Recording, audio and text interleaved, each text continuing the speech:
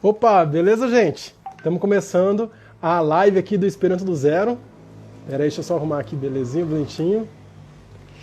Vamos conversar hoje com Rafael Zerbeto, um brasileiro esperantista, já esperantista há algum tempo. Ele já está chegando, estou em contato com ele aqui no WhatsApp, ele falou que já tá providenciando a vinda para cá. E ele tem uma história muito interessante. Ele está na China, cara, está morando na China e trabalhando com Esperanto. E no meio do trajeto ele fez muita coisa muito bacana. Ele foi presidente da BEIO, da Organização Brasileira de Jovens Esperantistas. E ele, enfim, viajou para muitos lugares do mundo usando o Esperanto. Beleza?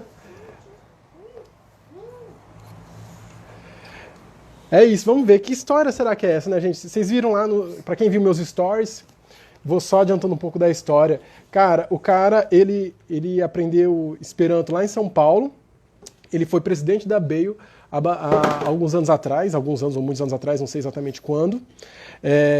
Ele participou da TEIO, que é a Organização Mundial de Jovens Esperantistas, então não só da Organização Brasileira de Jovens Esperantistas, mas também da Organização Mundial de Jovens Esperantistas.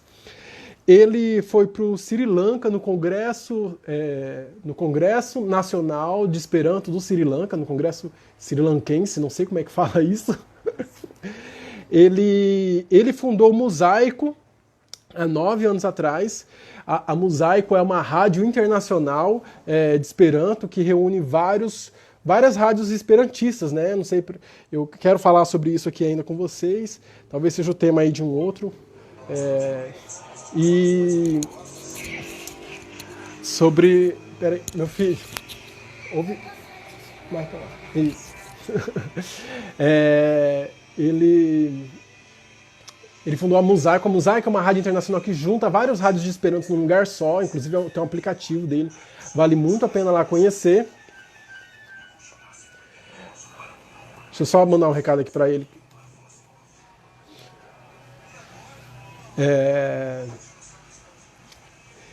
E é isso. O Mosaico, o que é? O Moyosetsu Kai Mosaico, o que é? O Moyosetsu eu não conheço, Pietro. O Mosaico, ele junta várias rádios. Então, por exemplo, o Vaticano tem uma rádio, tá, de Esperanto. O Vaticano tem uma rádio, né, normal, tem a rádio em Esperanto, bem interessante para quem é católico, para quem é cristão, vale muito a pena. Para quem não é católico, não é cristão, é interessante também. Na Polônia tem uma rádio de Esperanto. Enfim, tem várias rádios de Esperanto e o Mosaico, ele junta tudo isso num lugar só. Gente, parece que o Rafael tá tendo algum problema.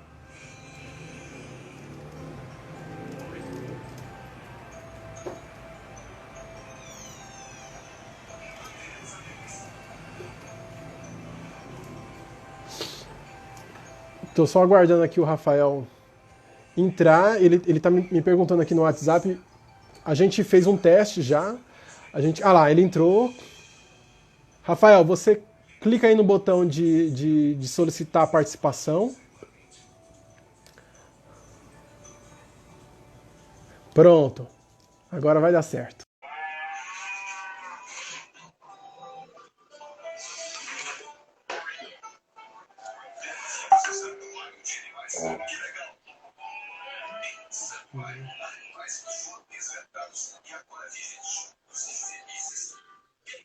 Gente, deixa eu explicar para vocês o negócio que o Rafael me explicou. O Rafael Henrique Zerbeto, ele está morando em Pequim, na China.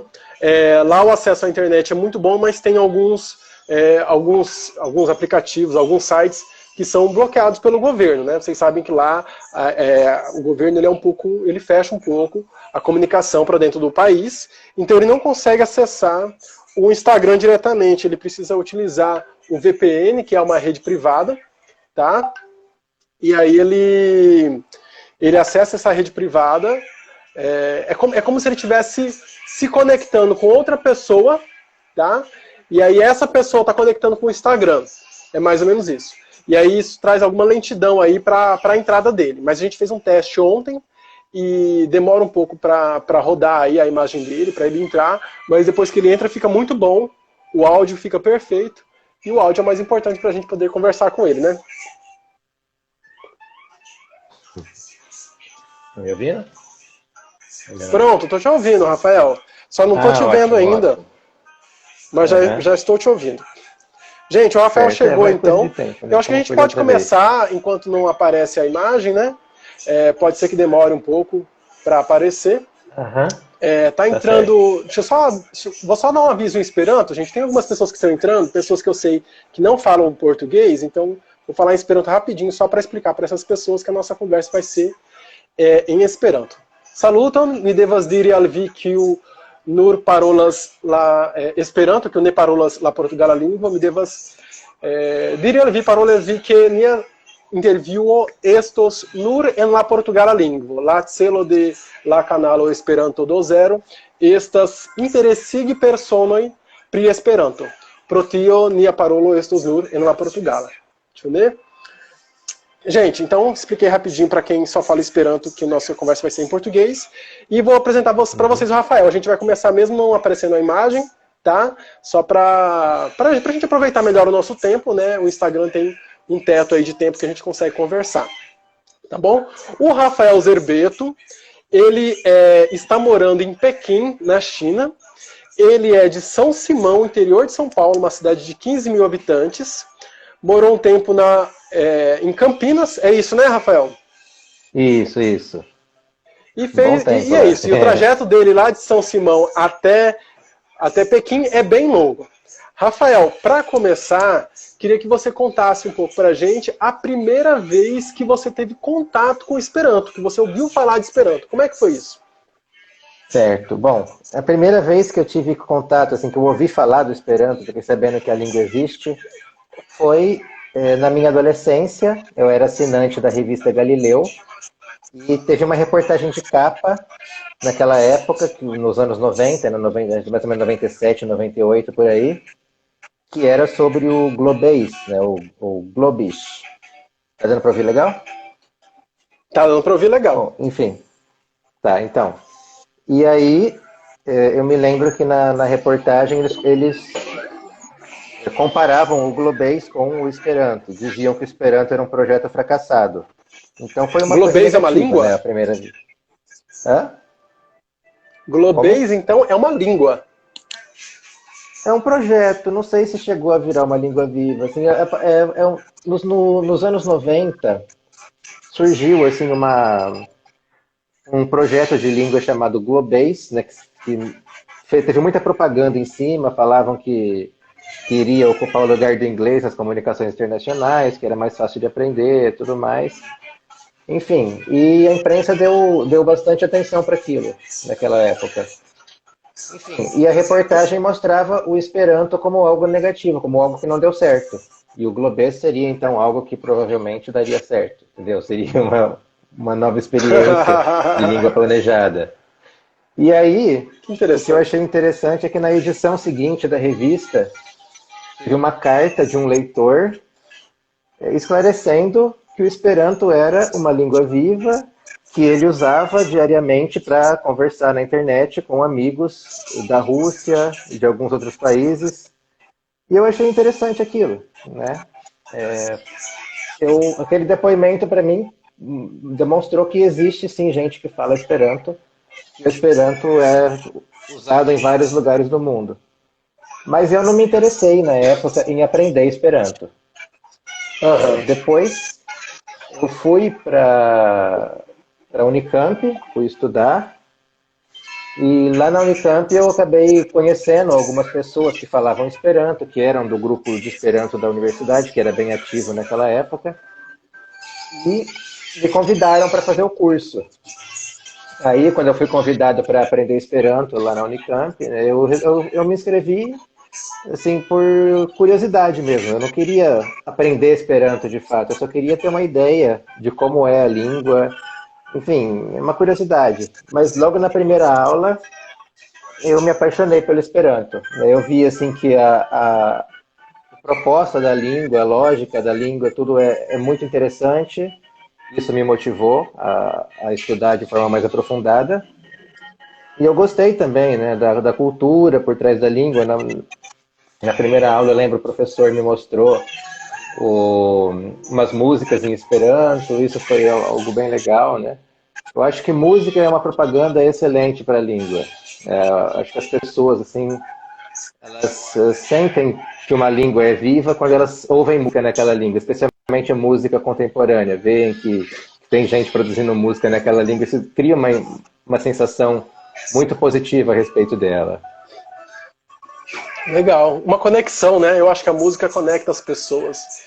Então a pessoa se sente um pouco, Sem dúvida. sei lá, conectada, né? Sem dúvida. Enfim, e eu fui aprendendo, né? Eu fui estudando Esperanto. Depois de 6 meses, eu tive a minha primeira oportunidade de viajar para um encontro de esperantistas, né? Que eu fui para a Argentina, para um evento organizado por uma esperantista polonesa que trabalhava lá, naquela época. E foi um negócio interessante, né? Você aprendeu Esperanto 6 meses depois, já rolou essa oportunidade para a Argentina, de uma 6 meses. caravana organizada por uma polonesa. Colegas. Isso. Uhum. Essa polonesa ela veio para o Brasil naquele ano para o Congresso Brasileiro de Esperanto.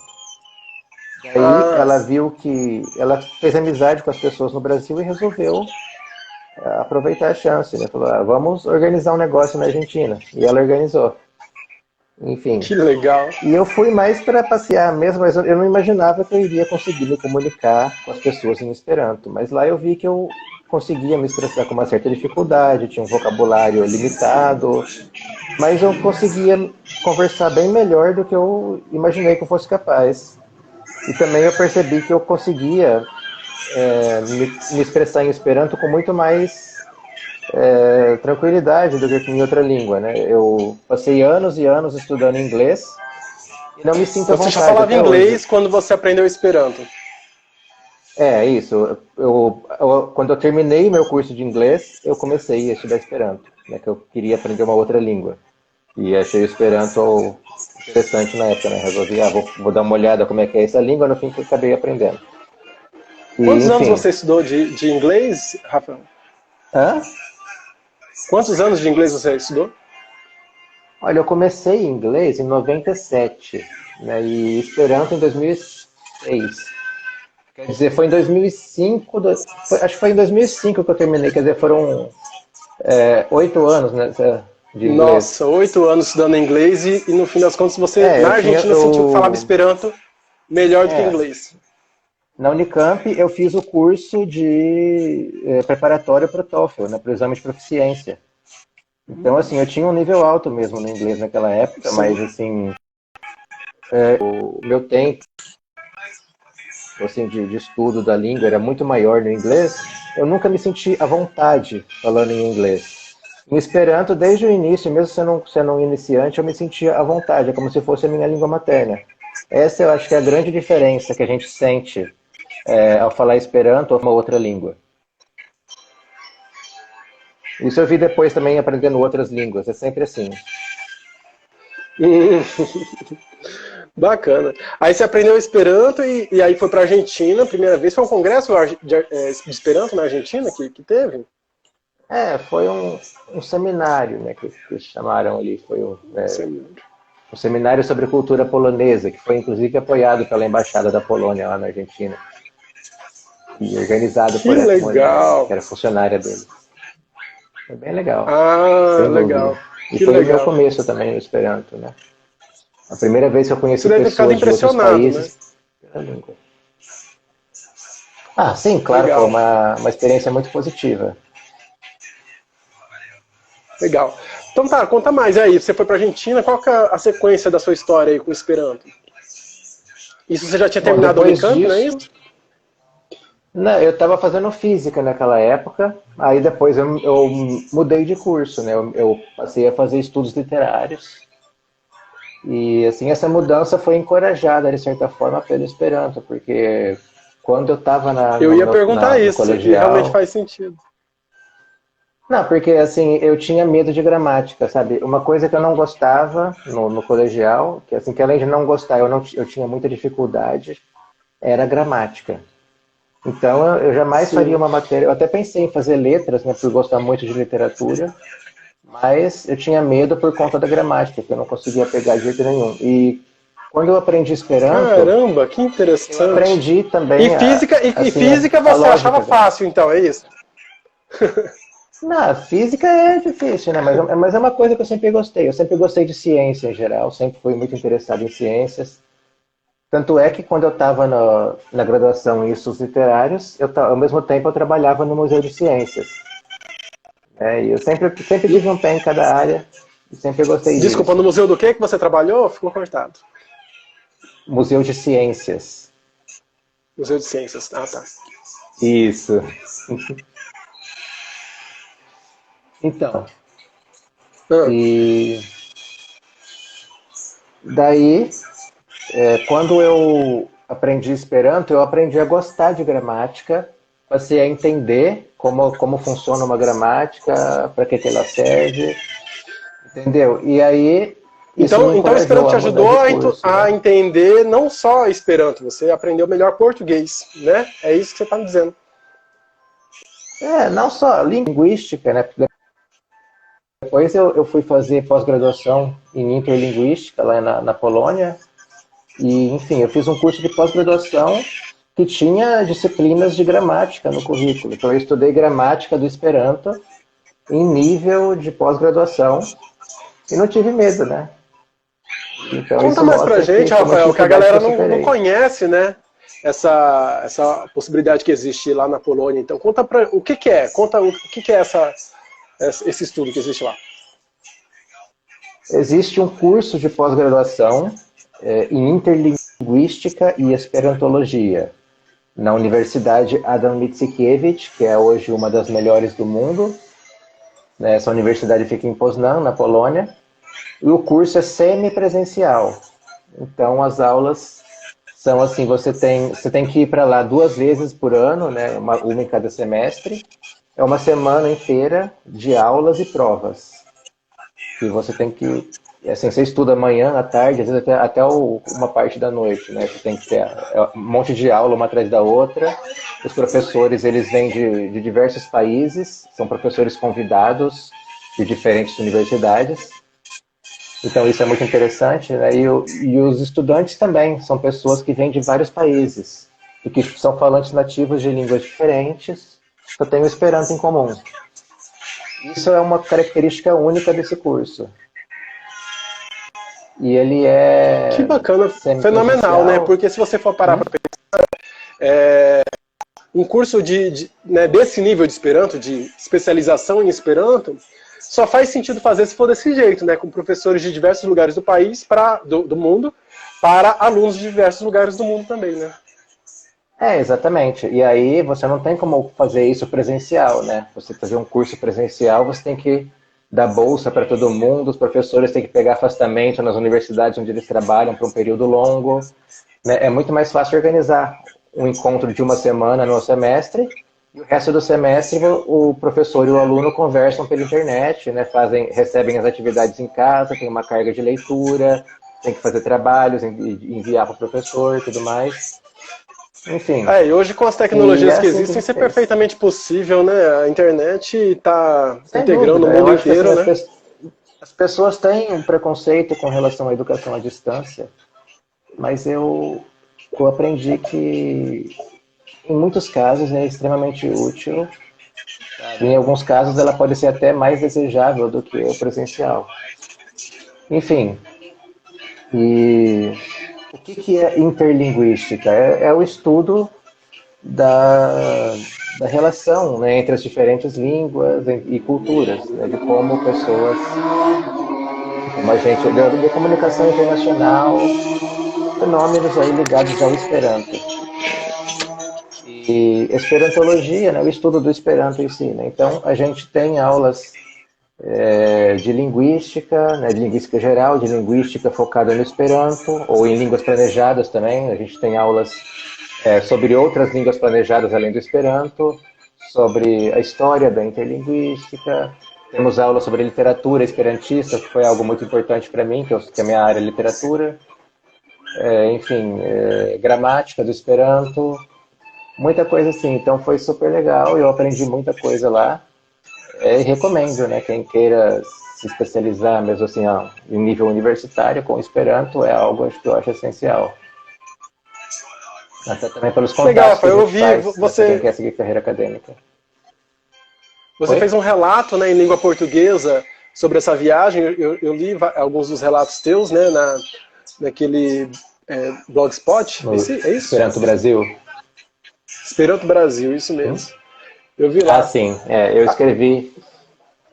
Eu gostava de Quem escrever quiser, para então, esse gente, blog aí. entra lá no Esperanto Do, Brasil e lê lá as coisas que o Rafael escreveu lá naquele blog. esperanto.com.br, né? Aí, lá se você for lá, esperanto.com.br/Rafael, você vai ver vários relatos meus de viagem, né, de antes de eu vir para a China. Né? Depois que eu vim aqui para a China, eu parei de escrever para lá. Eu espero qualquer Aham. dia fazer algum artigo novo, alguma coisa e botar lá também. Eu acho que é importante, né, dividir essa experiência. Legal, Rafael. Mas Você é podia contar algo muito agora pra legal. gente, não sei se tem mais alguma coisa importante que você acha legal de falar da universidade lá de Poznań, mas você podia contar pra gente das viagens que você fez internacionais usando o Esperanto.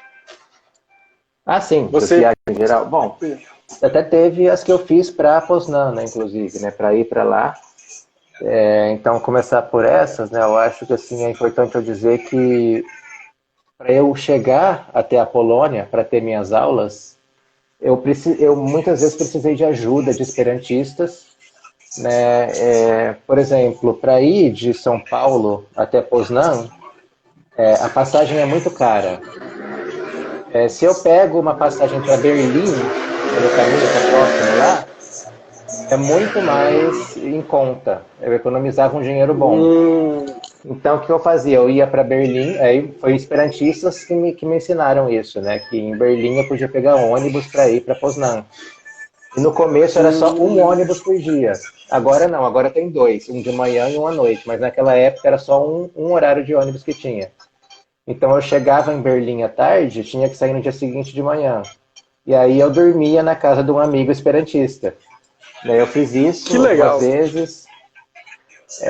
Deixa eu te Também perguntar, precisei de você ajuda. utilizou o passaporte a servo? Não, eu cheguei a Não. usar assim, Você já de conhecia, né, procurar essas pessoas? contatos, olhar para pessoas. Exatamente. Muitas vezes pessoas que eu já conhecia. Ah, na verdade, esse meu amigo de Berlim que me hospedou lá, eu contactei ele, assim, não pelo Passaporte Servo, mas eu procurando no Passaporte Servo pessoas que se dispunham a hospedar lá em Berlim, eu achei o nome dele.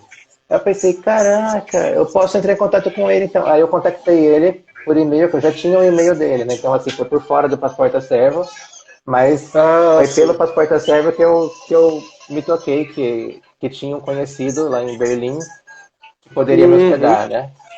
Enfim, Legal, entendi.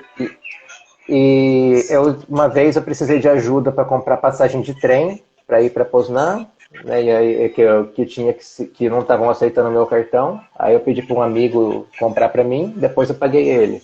Enfim, nesse tipo de coisa também eu sempre tive ajuda de esperantistas, que foi algo bem legal. Mas agora as minhas viagens, né, depois que eu estive na Argentina, eu viajei pelo Brasil durante muito tempo, né, participei de congressos de Esperanto que me ajudaram também a conhecer o Brasil melhor, porque eu não viajava muito, assim, especialmente para fora de São Paulo. E depois que eu aprendi Esperanto, né, eu fui para congressos de Esperanto, mesmo para encontros menores aí em Minas, principalmente. Várias vezes eu fui para Minas no fim de semana para ficar com esperantistas aí num evento de 2, 3 dias. Mas eu fui Legal, também bacana. para Congresso Brasileiro, né, conheci Santa Catarina, Ceará, Rio Grande do Norte, fui lá para o Mato Grosso, Goiás, vários lugares, né, que eu conheci pelo Esperanto, né, de certa forma, indo para congressos de Esperanto. Então, isso foi bacana. E mais tarde eu comecei a conhecer outros países também. Isso começou em 2012, quando eu ganhei o concurso, participe do IOCO, né? O IOCO é o Congresso Mundial de Juventude da TEIA. Então, eu fui premiado nesse concurso e o prêmio era uma viagem. Como Daí, que era esse a concurso? O que, viagem. é que você precisou fazer? Como é que você ganhou isso? Esse concurso, a ideia é subsidiar um jovem né, que nunca participou desse congresso, para que ele possa ter a chance de participar. Então, assim, o concurso, ele é entre jovens, membros da TEIO, né? Uma das exigências é ser membro, e você tem que enviar para eles uma carta, apresentação, né? Explicando por que você se acha merecedor do prêmio, e tem que ter também 2 cartas de recomendação de membros da TEIO. Né? Eu consegui carta de recomendação de 2 amigos que eram muito conhecidos no Esperantuio, né? Que tinham feito coisas importantes, trabalhado muito para a TEIO, então isso ajudou, né?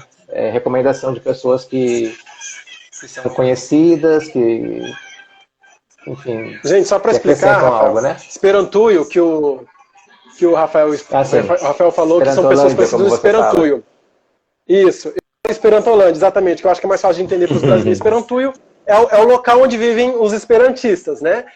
É um lugar que não existe fisicamente, mas que existe na internet, existe em cada congresso de Esperanto, existe em cada contato humano em que 2 esperantistas se conversam. É uma forma em Esperanto, que Esperantolândia é Esperantuio. É uma forma de se referir à comunidade de falantes do Esperanto, né? Enfim, e eu, quando me inscrevi nesse concurso, eu tinha uma bagagem também, eu tinha feito muita coisa aqui no movimento esperantista brasileiro já naquela época. Então eu já tinha sido redator da revista da BEIO, tinha ajudei a organizar o Congresso Pan-Americano de Esperanto em 2011. Eu fui representante do movimento esperantista na Rio+20, que foi justamente naquele ano, em 2012, né? Eu fui para Rio+20 em junho e para o Vietnã em julho, logo no mês seguinte. Como que foi isso, isso ajudou. Rafael? Porque isso eu acho bem interessante, né? Porque a Rio+20 é um encontro organizado pela ONU através do braço da... É da Unesco? Não é da Unesco? Não sei. Mas enfim, é uma das organizações do sistema ONU. Não é né? pela Unesco. Não é pela Unesco, tá. É uma das organizações do sistema ONU, né? A Organização das Nações Unidas, que reúne diversos países para discutir questões ambientais. Como é que foi a participação tua, né, representando o Esperanto nisso, já que o Esperanto não é um país, né? Como é que funcionou isso? Bom, o que acontece é o seguinte, na Rio+20 ela tem, né, o encontro das delegações, os diferentes delegações oficiais de cada país, formada por diplomatas. Eles são os que têm o poder decisório mesmo. Mas fora isso, também tem a participação de representantes da sociedade civil, que são que não têm acesso a todas as reuniões, não têm direito de fala em todas as reuniões. Enfim, a nossa participação é mais restrita, mas a sociedade civil também é representada, né, assim, fora do escopo aí da ONU. Então, a ONU tem diversas organizações que têm relações com organizações civis, que não são governamentais. Por exemplo, a Unesco tem relações com diversas organizações que atuam no campo da cultura, né? Você vai ter aí a OMS, que tem relações com organizações da área médica, por aí vai. E o órgão da ONU que trabalha com organizações da sociedade civil em geral se chama ECOSOC, né? Que é o Conselho de Desenvolvimento Econômico e Social. E a Associação Mundial de Esperanto é uma das organizações que tem relações oficiais com a ECOSOC. E, como tal, ela tem direito de nomear uma delegação para esses eventos. Entendi. Então, foi por isso, né? Daí eu me envolvi com a preparação do evento, mas eu não esperava que eu me tornaria membro da organização. Simplesmente um amigo que estava organizando a coisa da Rio+20 pediu minha ajuda, né, para organizar coisas assim pela internet, para participar do trabalho, assim, para ajudar os esperantistas a organizar as propostas e tudo para poder lançar para a Rio+20. E aí, como eu estava trabalhando muito, me envolvendo muito com a coisa, resolveram me colocar na equipe que iria para o Rio. Então foi uma surpresa, né, bem agradável, porque foi bem legal mesmo. Eu gostei de trabalhar na Rio+20. E foi o início de uma nova fase da minha atuação dentro do movimento esperantista, porque eu parei de atuar simplesmente com o movimento esperantista no brasileiro e passei a atuar também com o movimento esperantista internacional, né? Já assim a nível da UEA principalmente, né? E me envolvi também A gente, para quem não conhece, com a explica pra gente, parte Rafael, o que é a UEA, por favor. a Associação Universal de Esperanto, né, que é o órgão máximo aí do movimento esperantista, a instituição que coordena o movimento esperantista no mundo e que tem relações oficiais com a ECOSOC, né, e com a Unesco também. Entendi. Aí então, legal. Aí com a Rio Mais 20, então você começou a participar mais da UEA, né?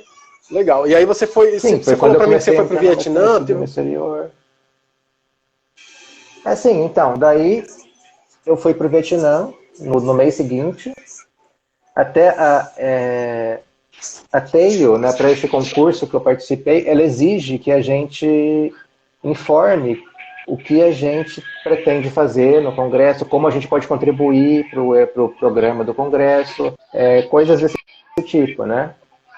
Então a minha participação na Rio Mais 20 foi interessante porque queriam que eu falasse sobre o tema, apresentasse propostas e tal. A gente teve uma discussão sobre sustentabilidade lá, foi bem legal. Então eu fui para o Vietnã, teve o Congresso Mundial de Esperanto lá, e logo depois o Congresso da TEIO, né, o Congresso de Jovens. Eu participei dos dois, fiquei 3 semanas no Vietnã, um país que eu adorei, um lugar muito legal. E nossa, você ficou 3 semanas? Esperantistas de vários países. Sim, sim. E, enfim, lá no Vietnã foi quando eu comecei a conhecer pessoalmente várias pessoas que eu só conhecia pela internet, ou que só tinha ouvido falar, mas nunca tinha nem trocado um e-mail, nada. E, assim, é interessante que teve pessoas que eu conheci no Vietnã, depois reencontrei em outros países, né? Em outros momentos da vida. É muito legal isso. Você viaja para vários países e encontra aquelas mesmas pessoas. Isso é algo bacana. Pois é, que legal. Eu sempre gostei. Essa sensação de comunidade com o Esperanto é muito gostoso, né? Você realmente se sente. Por isso assim, que eu acho bacana o nome Esperantuio ou Esperantolândia, que realmente é uma comunidade, é como se fosse sim, exato. Um outro país, um outro lugar, só que ele é espalhado no mundo inteiro. Não haja diáspora de fato. Uhum. Enfim, e daí, lá no Vietnã, eu tive a oportunidade de conhecer muita gente, de me envolver mais com o Esperanto a nível internacional, e as coisas vão acontecendo, né? Lá no como é que foi esse envolvimento? Você disse que... Pode falar. O Paulo Nascentes era o representante da Liga Brasileira de Esperanto no conselho da UEA. Ele falou para mim se eu queria assumir o cargo, né, para o próximo mandato, e eu topei. Aí no ano seguinte, na Islândia, eu me tornei representante do Brasil no conselho da UEA. É o cargo que eu ocupei até 2018. Nossa, legal.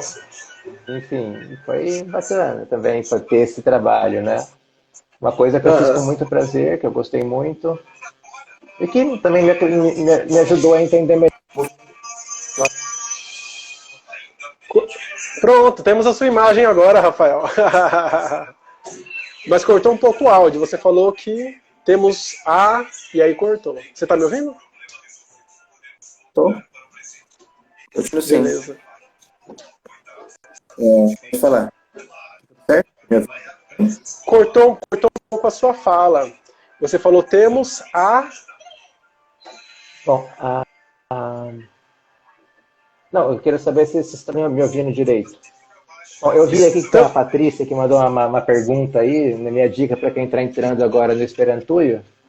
Isso. É o seguinte, eu acho que se está começando, você tem que ir atrás, sabe? Procurar estudar, praticar a língua. Eu acho que toda língua você tem que praticar muito. Se você não pratica, você não aprende. Então não tenha vergonha, procure praticar o máximo que der para se tornar fluente. Isso é importantíssimo. Como é que né? Eu acho que essa é a dica.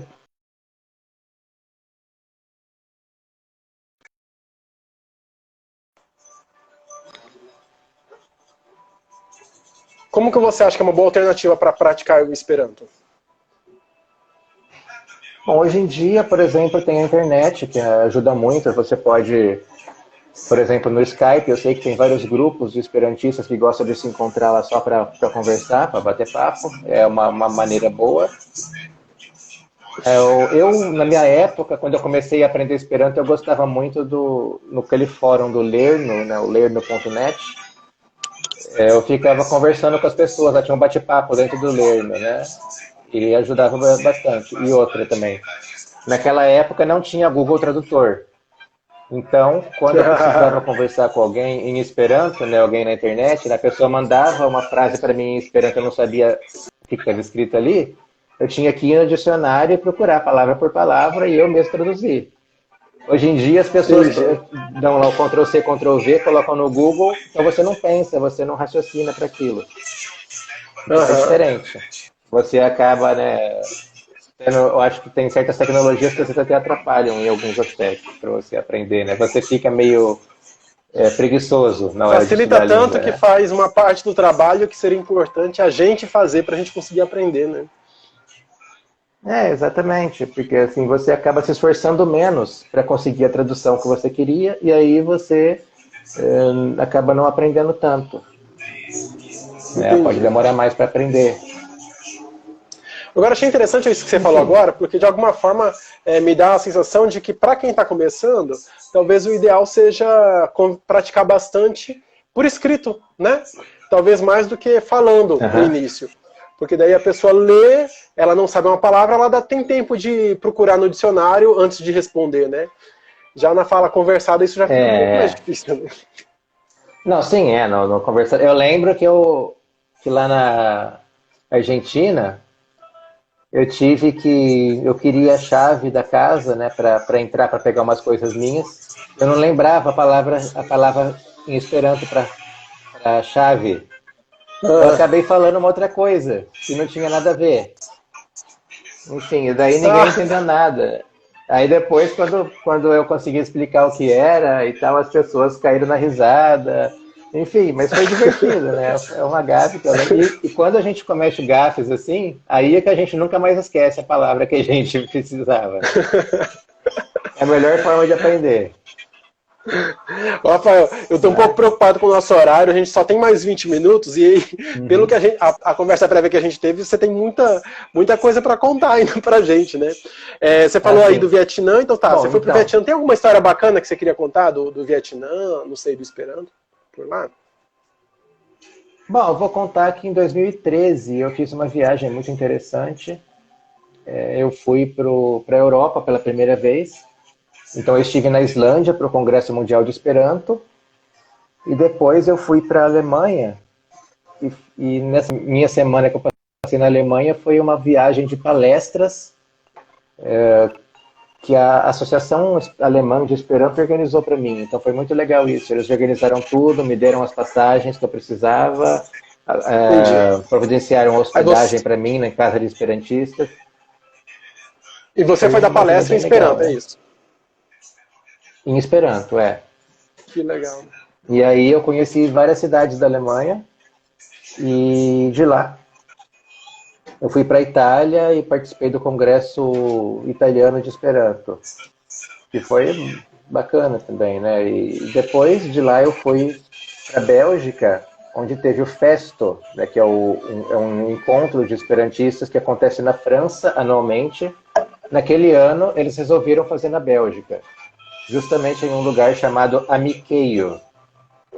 Amiqueio fica... Nossa, você conheceu Amiqueio. Isso. Então aí foi muito interessante por dois aspectos. Uma coisa que eu gostei muito nessa viagem, né, não só na... Desculpa, na Rafael, Bélgica, conta pra galera o que é Amiqueio, porque... conta rapidinho o que é Amiqueio pra galera, que muita gente não sabe o que é, né, gente?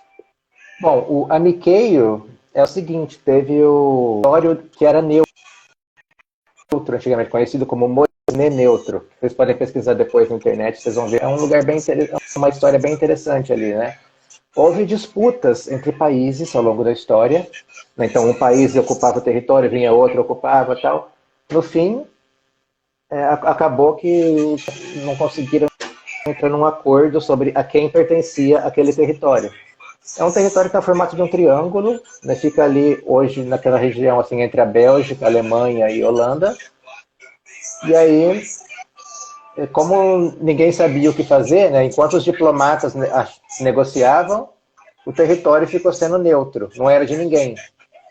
Então isso criou vários problemas ali. Os moradores daquele local, eles não tinham nacionalidade, não tinham como tirar passaporte, como viajar, era uma série de problemas assim, desse tipo de Nossa. situação, né? Não tinham.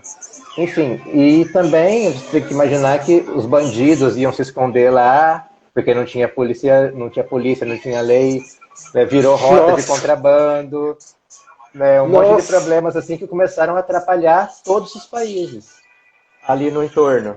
Daí surgiu uma proposta de transformar aquela região neutra em um país independente. Seria uma forma de resolver o problema.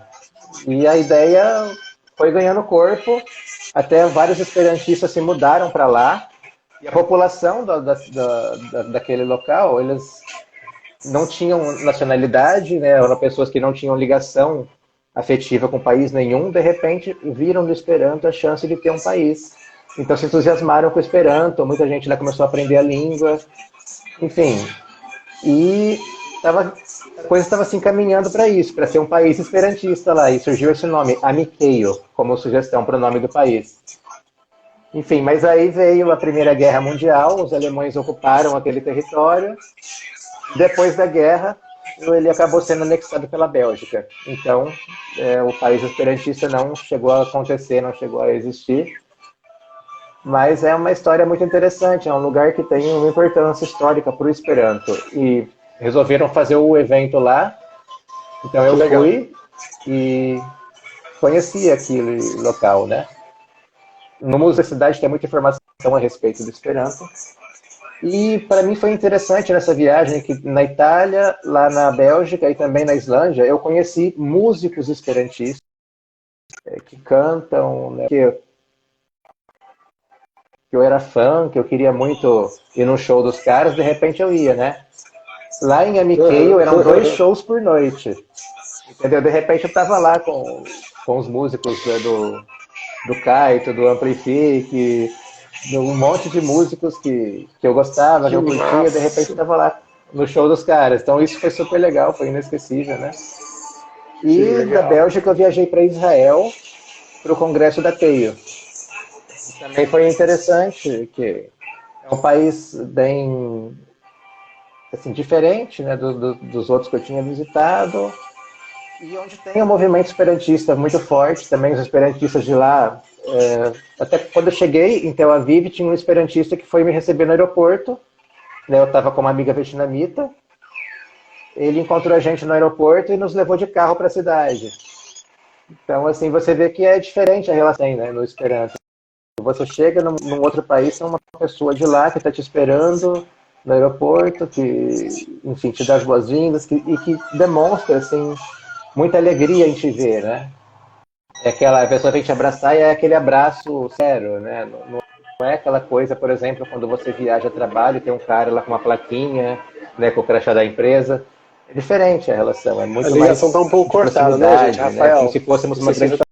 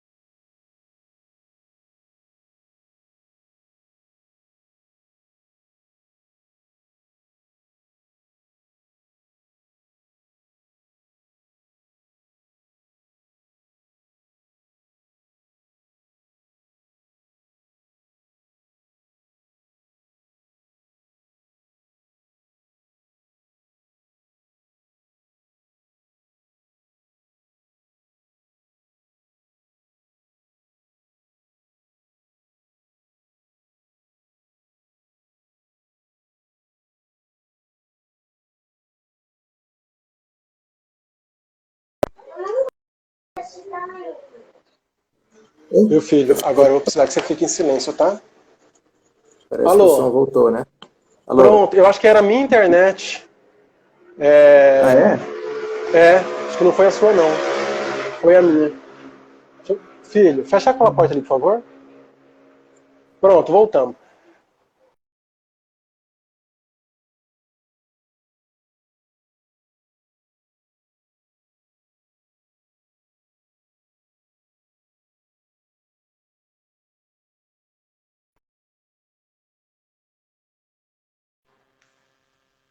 Oi, Voltamos, né? Rafael, voltamos, então, isso. desculpa, fui eu que perdi aí. Continua da onde você estava, não sei onde é que você tinha parado, como é que estava. Bom, eu falei que quando eu cheguei em Israel tinha um esperantista de lá que veio recepcionar a gente, né? Eu lembro que ele nos Isso. deu um abraço logo no aeroporto e eu percebi que assim que é bem diferente de quando a gente está lá, né, por exemplo, quando você viaja a trabalho, você chega no outro lugar, tem um cara lá com uma plaquinha, né, com o nome da empresa, então é uma coisa bem formal ali, né, uma relação bem fria. E no Esperanto não, quando você chega num outro país, tem um esperantista local lá que está te esperando, você vê que a pessoa está entusiasmada, né, que é como se fosse assim um amigo, um parente que você não vê há muito tempo. Enfim, é uma relação muito mais próxima entre as pessoas. Isso é uma coisa que eu acho que é um Pois diferencial é, isso é grande uma entre o coisa Esperanto e outras engraçada, né, línguas. Rafael? Você falou disso agora em Israel, você falou disso antes também lá na Argentina, né, em outros espaços.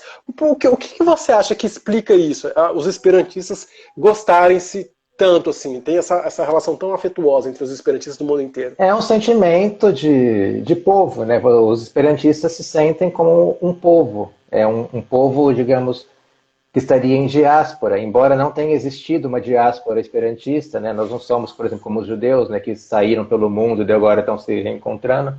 Não é uma coisa assim, né? O Esperanto surge como uma língua, mas todo mundo que se interessa por essa língua está ali envolvido assim em torno de um ideal comum, né? Isso aproxima as pessoas. Você se sente parte de um grupo. Então esse sentimento de grupo ele faz com que exista uma série de afinidades, né, de valores ali, que é como se fosse uma nação, digamos assim, mas uma nação que é internacional. Enfim, Muito bacana é um essa tanto analogia que você difícil faz com de... a diáspora, né? Porque realmente é isso. Você aprende Esperanto, você entra na cultura esperantista, você se sente parte daquilo, né? Se sente pertencendo àquilo. E aí quando você Sim, encontra outro sem esperantista, dúvida. é como se você já o conhecesse de alguma forma, né? Você compartilha com ele Exatamente. uma cultura, Exatamente, né? exatamente, é por aí.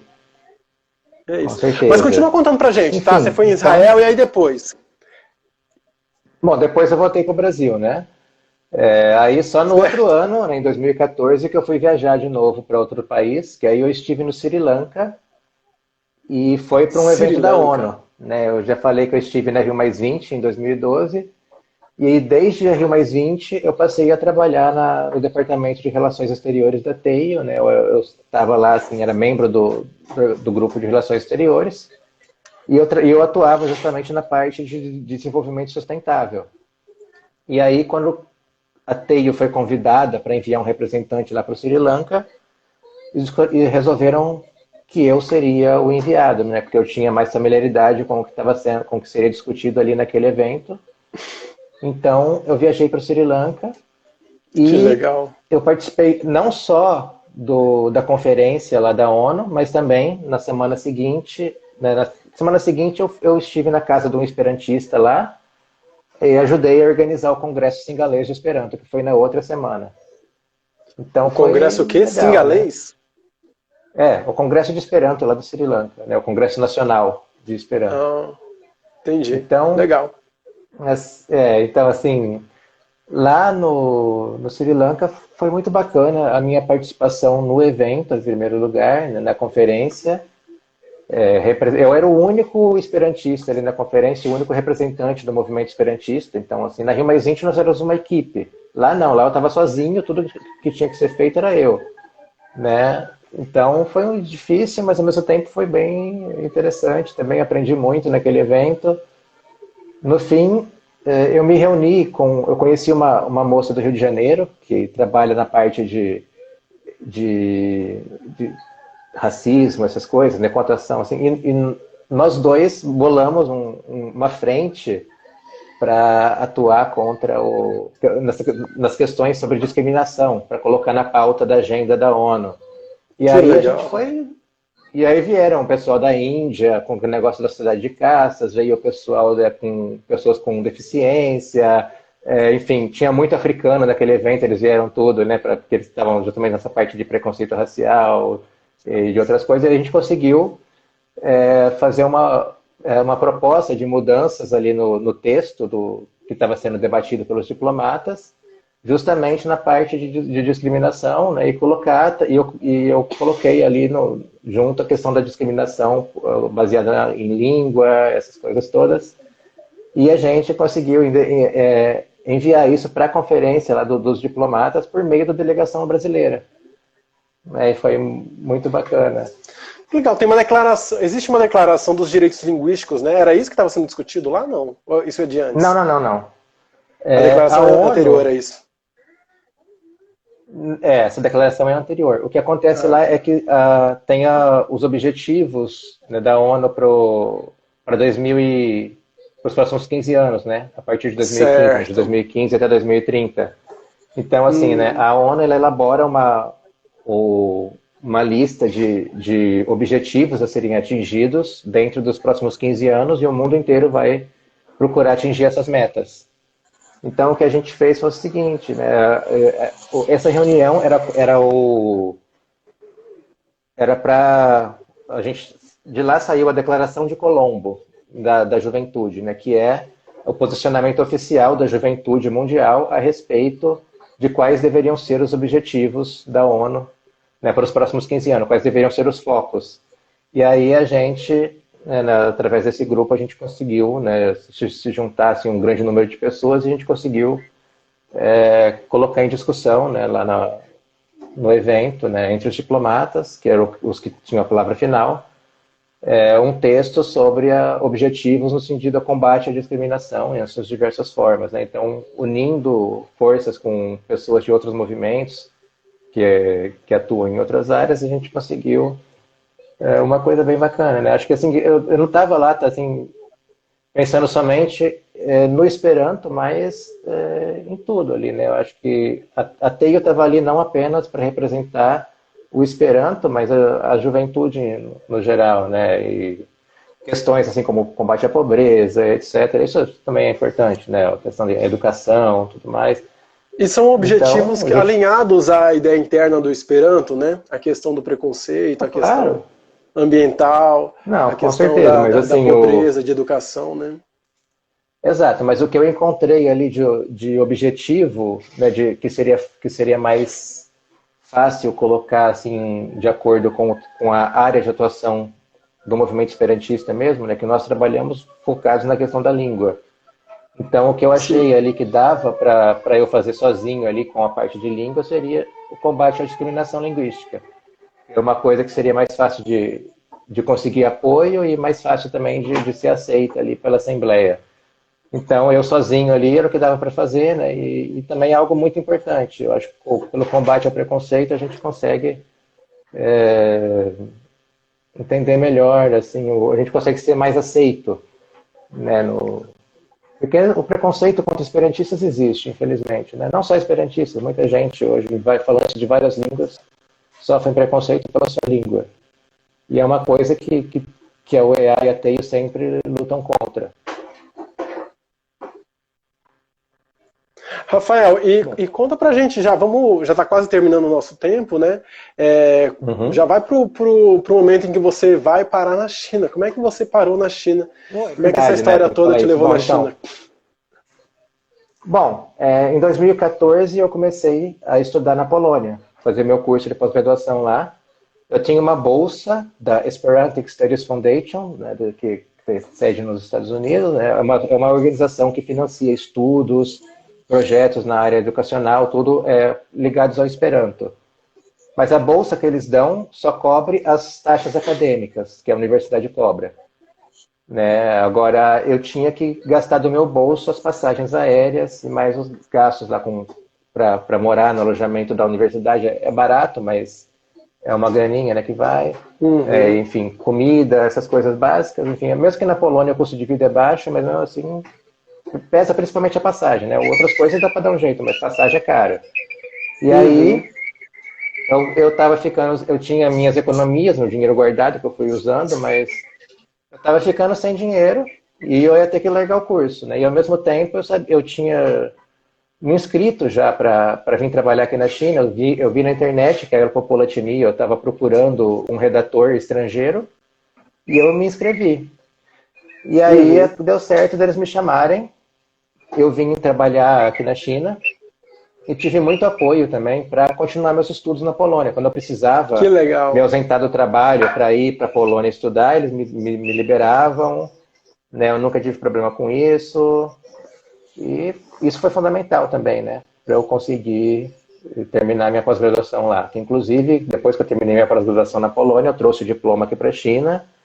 E esse diploma, lá no meu local de trabalho, né, por conta desse diploma, eu tive um aumento de salário, porque a minha qualificação agora é de pós-graduação, né? Legal. Então, isso ajuda. Ver que vale a pena. Então hoje você está, hoje não, desde 2015, 16, é isso? Você está na China, é isso? Desde 2015, em 2015 que eu vim para cá, em outubro, né? Então eu já cheguei aqui em outubro de 2015, era outono, quando eu estava começando a esfriar. Meu primeiro mês aqui na China, eu passei na casa de um esperantista japonês, que era meu colega no trabalho, ele agora voltou para o Japão. E, enfim, ele me hospedou na casa dele por um mês até eu alugar um apartamento para mim, né? E foi muito bacana também isso, né? Essa solidariedade dele, né? De me acolher na casa dele. E ficamos amigos, né? Uma pessoa muito bacana, um intelectual, né? Ele tinha uma biblioteca bem legal na casa dele, muitos livros em Esperanto, então a gente, às vezes, ficava conversando sobre literatura esperantista ou sobre o movimento esperantista, que ele sabe muita coisa, e também eu às vezes pegava livro dele emprestado para fazer meus trabalhos da universidade lá na Polônia. Enfim, então a ajuda dele também foi super legal. E aqui na China, quando eu me mudei para cá, eu tinha uma amiga chinesa, né, a Joia, que ela é uma esperantista que eu conhecia já de alguns anos, no exterior. Mas, assim, outras pessoas aqui de Pequim eu não conhecia ninguém, né? Ela era a minha única amiga aqui em Pequim, assim que eu conhecia, já de antes de eu vir para cá. Mas aqui, logo que eu cheguei, eu conheci vários outros esperantistas chineses, né? Fiz amizades, e a coisa foi indo, né? Eu fui criando vínculos mais fortes com o país, né? Especialmente com os esperantistas daqui, né? Até hoje, assim, eu conheço muito esperantista também de outras cidades. Tianjin, que é a cidade vizinha, tem muito esperantista lá e vez ou outra a gente viaja, vai lá, o pessoal de Pequim vai para Tianjin, o pessoal de Tianjin vem para Pequim para encontros de Esperanto. E é sempre legal a gente reencontrar, né, os Rafael, amigos aqui. Deu o nosso tempo já. Gostei muito dessa conversa. Eu acho que a gente podia daqui a algum tempo definir um tema específico aí e conversar mais um pouco. Sim. Podemos, com certeza. E conversar mais um pouco. Foi um prazer. Tá, espero que o pessoal tenha gostado. E aqui tá de noite, já tá ficando já tarde. Já é noite aí. Aí é o quê? Meia-noite agora? Amanhã, né? Aqui, agora são 11 horas. 11 da noite, tá certo. Isso. Bacana. Então, gente, muito obrigado aí a quem assistiu ao vivo. Rafael, muito obrigado pela sua participação. Gente, esse vídeo vai ficar disponível agora 24 horas no Instagram e depois eu vou colocar também no YouTube. Tá bom? Até mais, beleza. Então. Diz, Rafael. Gente. Obrigado. Tchau, Até a próxima. Diz, Revido.